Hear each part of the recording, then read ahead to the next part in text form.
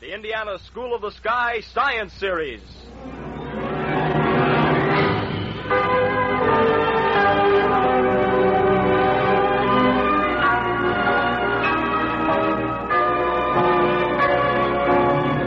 Great Days in Science, the story of man's mastery of his own mind. Welcome to another program in Great Days in Science, the Indiana School of the Sky Science Series, broadcast each week at this time to classrooms and home listeners everywhere by Indiana University, with the cooperation of the Indiana State Department of Education and this radio station. For centuries, man had searched for an answer to the question, where did different varieties of plants and animals come from?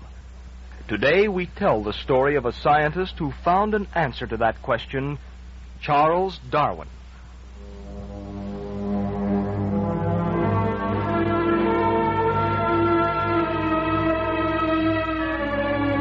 The date is April 26th, the year 1882.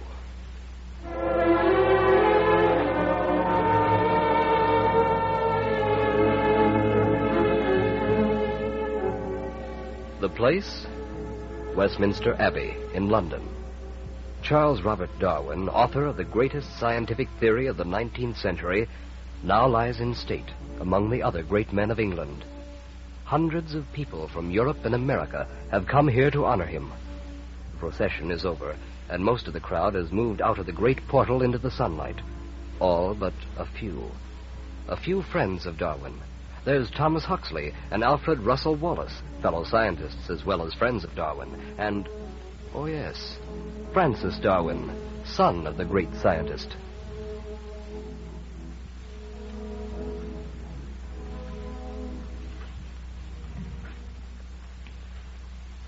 I hardly know what to say, gentlemen, but for myself and the rest of the family, thank you. My father would have been... Yes, we understand, Francis.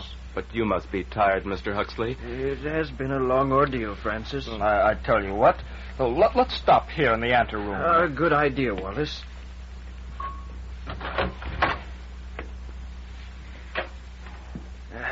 There. Better, much better. Yes, indeed. How Charles would have hooted at this pomp and circumstance, procession, organ music, Westminster Abbey. That's all right for royalty, he would have said. For kings, but not for a microscope man like me. Why, that's Father. That's him almost exactly. But I know one thing that would have pleased him. The people that came. It would have proved that at least some didn't hate him. Oh, that long wrangle over his theory. That's where you were the greatest help to him, Huxley. He wouldn't have raised his voice. Always said his book would have to stand on its own feet. The trouble is that most of his critics never even read the books. Well, it's over now. Oh, no, Francis, not over. This is only the beginning. The beginning of a new advance in biology. Here in England, in America, on the continent, scientists are taking heart and working for new facts in biology, new understandings of life and growth. But that's beginning to sound like those old debates with Bishop Wilberforce. Fitzroy. What? I said Fitzroy. I was thinking of how it all began. Fitzroy? Oh, of course. Captain of the Beagle. Father almost didn't sail on the Beagle, you know. Grandfather Darwin refused to allow it. 5 years, he said, was too long for a young man to be gone from home. With no idea that those 5 years with the Beagle would become the source of his great theory. Oh, but those years did prove one thing, that he had to be a scientist. And that Captain Fitzroy had a temper like quicksilver. I remember Father telling me about Captain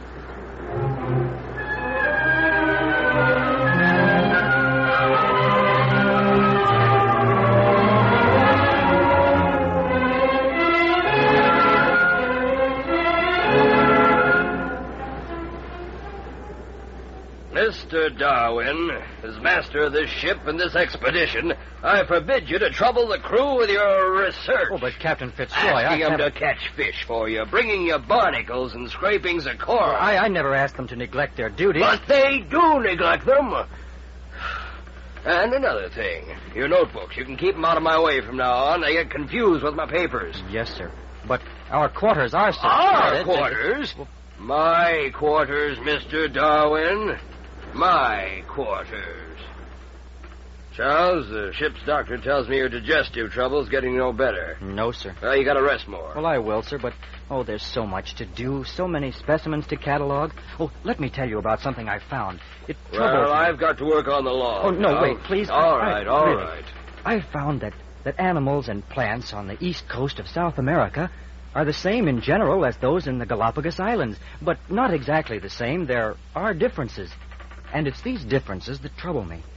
Why should they generally be the same and, at the same time, different? Because they live in different places, I suppose. Oh, but don't you see, sir? Why should a difference of place bring a difference of form? How should I know? Well, then there's this, even more puzzling. The remains of plants and animals in the rocks, fossils, are always similar in form to the plants and animals now living. I want to know why. Yes, no doubt you do. That's very interesting, very interesting.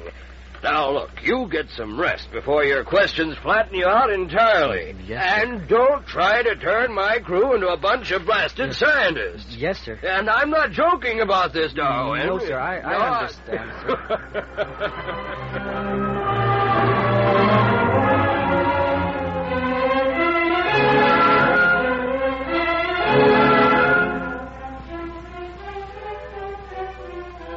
So that's how Father used those 5 years on the Beagle.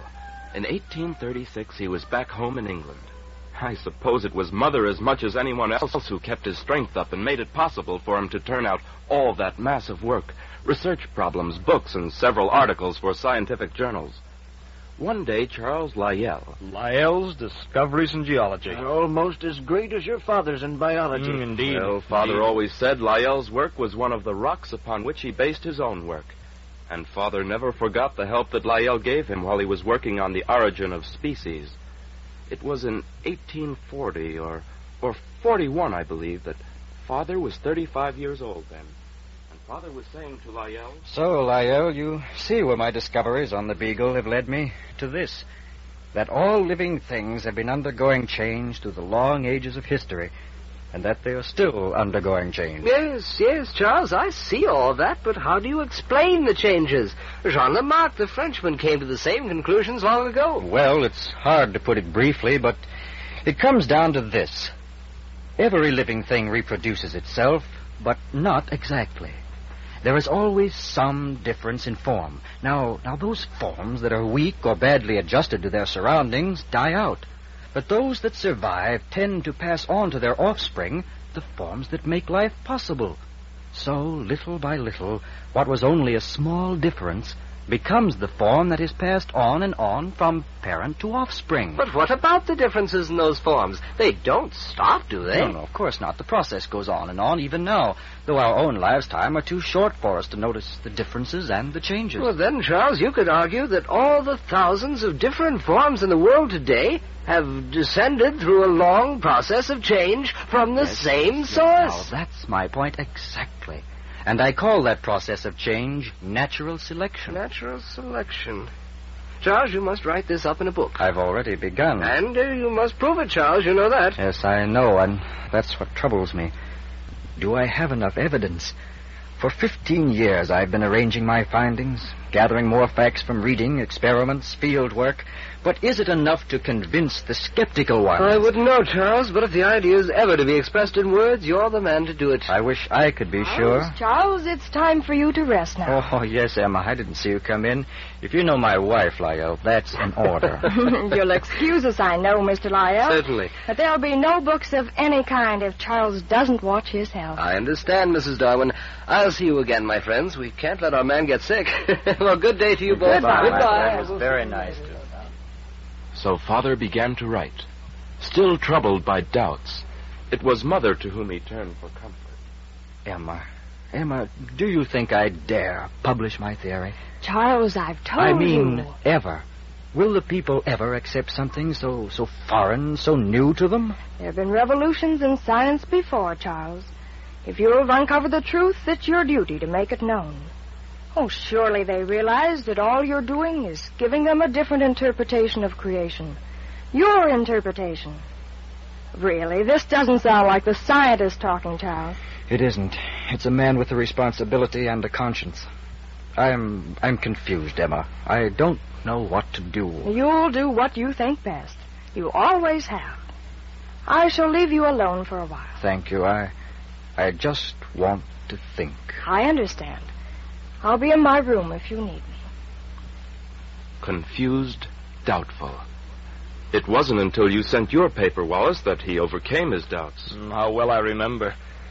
But my paper on the forms of life was only an outline.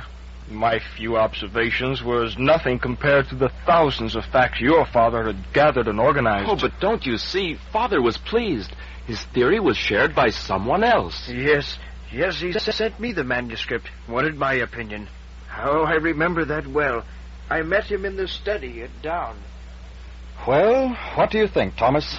Charles, I think this is the greatest single contribution to science that the world has ever known. Then you think it's true? Every word of it. But dare I publish it?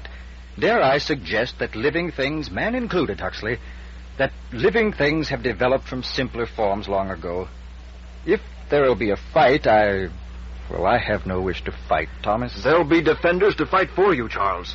Lyell and Hooker here. Asa Gray in America. They'll all stand by you. And I'll carry the book to every open mind in England. Charles, listen to me. There's bound to be some opposition. You know that. Yes, I do know. So what we've got to do is line up our forces now. Send letters to all important men of science everywhere. Tell them that Charles Darwin is publishing his theory on the evolution of living things, of man. If they want to see truth prevail, they'll get ready to fight for it. Tell them, and they will fight for it.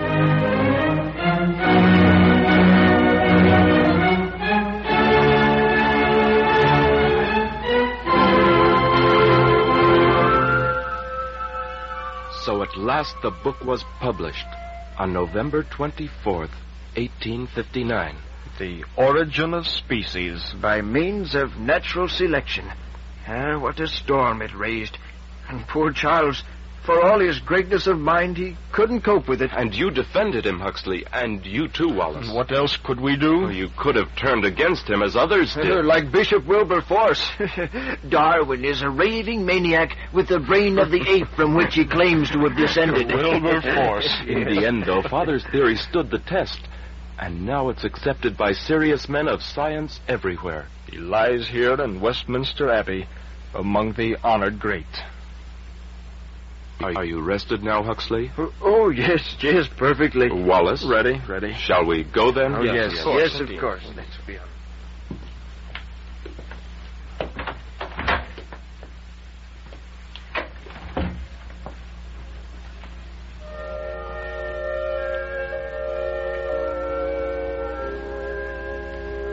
April 26th, 1882.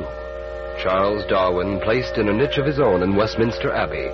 His books, The Origin of Species and Descent of Man, continued to work in the minds of scientific men, and works even today toward a sharper understanding of living things, of plants and animals and men, of life and growth and change.